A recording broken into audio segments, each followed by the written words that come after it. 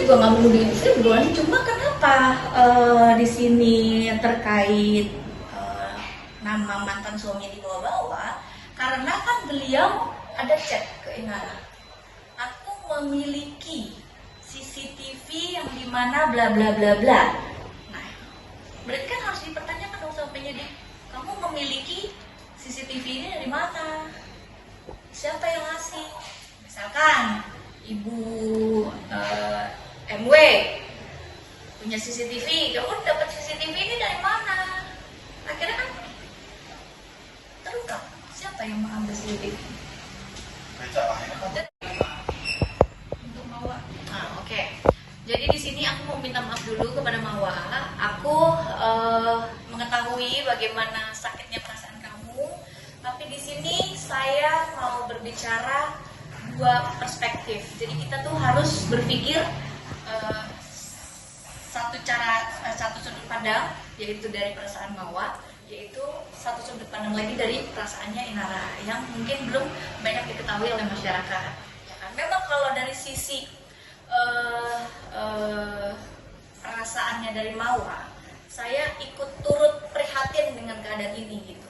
Saya pun ikut sedih apabila saya menjadi seorang Mawa gitu. Tapi di sisi lain saya juga membuat dua perspektif, mendengar keadaan realistisnya cerita dari Inara, kronologinya seperti apa. Nah, makanya saya ceritakan nih. Makanya kan kemarin teman-teman PH dari Inara itu sebenarnya sudah menceritakan kan. Tapi kalau saya mau ceritakan, jadi Inara ini bertemu dengan Insan bulan Juli, lalu menikah di tanggal 7 Oktober ya. 7 Agustus. Kat ya. Inara bertemu Insan di bulan Juli, lalu menikah di tanggal 7 Agustus. Lalu ada video tersebut katanya di tanggal 8 Oktober. Lalu ada chat dari pihak Mawa itu di tanggal 19 Agustus yang dimana Mawa menyatakan bahwa benar nggak? Bentar ya, saya salah. Pokoknya intinya chatnya kurang lebih, Kak Inara tahu nggak kalau itu adalah suami saya? Karena Insan itu kurang lebih ya, maaf kalau salah. Karena Insan itu suami saya, Insan itu udah punya anak. Terus habis itu soalnya dia di luar sana spek lajang, istrinya aja kan sudah menyatakan seperti itu kan. Nah, terus akhirnya si Inara menjawab lagi baru di bulan 17 Oktober.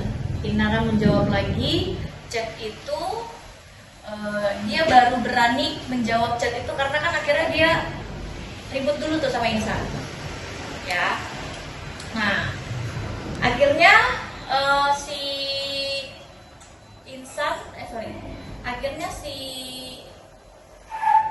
Inara baru mengetahui perihal CCTV di 22 November. Oke.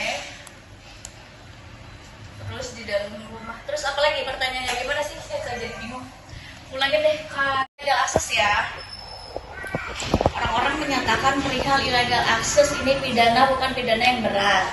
Orang-orang menyatakan illegal access katanya tidak masuk illegal accessnya dikarenakan CCTV ini bisa diakses oleh mantan suami. Itu salah ya.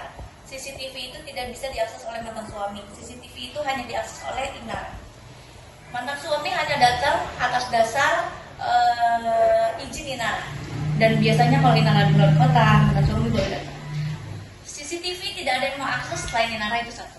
CCTV itu ada setelah Inara berpisah dengan mantan suami. Jadi cerai dulu, setelah bercerai, habis itu CCTV itu baru dipasang.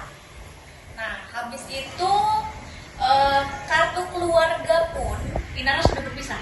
Jadi sudah tidak bergabung dengan mantan suami. Jadi kartu keluarganya sudah sendiri, CCTV dibeli setelah bercerai.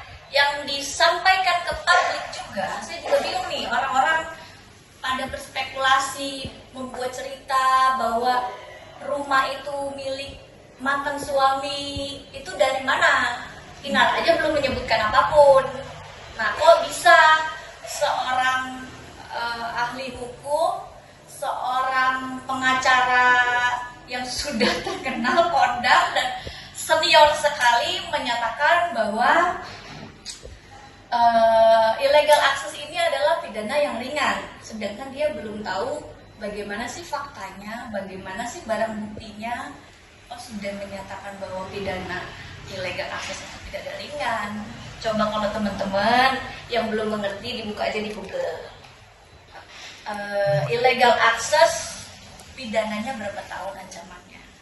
Gitu. Jadi ancaman pidana di atas 5 tahun itu sudah dipastikan pada saat tersangka aja sudah ditahan. Jelas berarti menjadi pidana yang berat, bukan pidana yang ringan.